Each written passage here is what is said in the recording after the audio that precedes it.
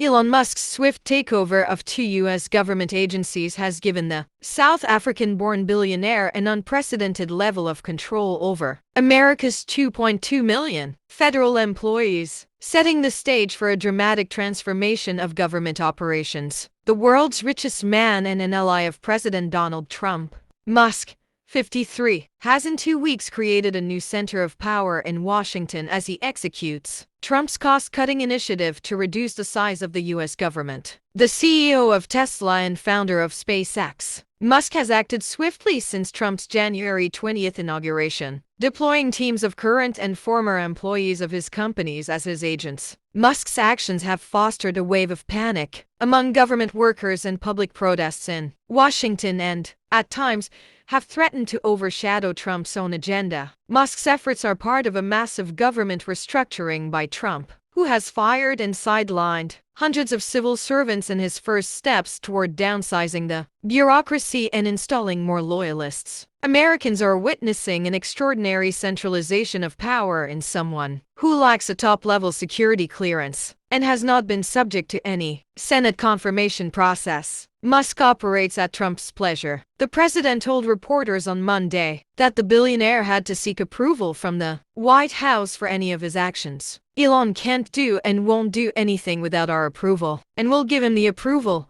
where appropriate. Where not appropriate, we won't. But he reports in, asked who they are more worried about when it comes to the prospect of being fired. An employee of the General Services Administration that manages federal property and services said, Musk, no one is really talking about Trump. Trump has put Musk in charge of what both men call the Department of Government Efficiency DOGE. Despite its name, it is not a department. Musk does not draw a government salary, and DOGE's creation immediately drew lawsuits from government unions, watchdogs, and public interest groups. Exactly who makes up DOGE is unclear. The Trump administration has not released a list of DOGE employees, nor has it said how they are being paid, how many have entered each agency, and whether they are government workers. That raises questions about who they are answerable to, Musk or Trump as head of the executive branch. Musk and his DOGE lieutenants have taken over the Office of Personnel Management and the General Services Administration along with their computer systems,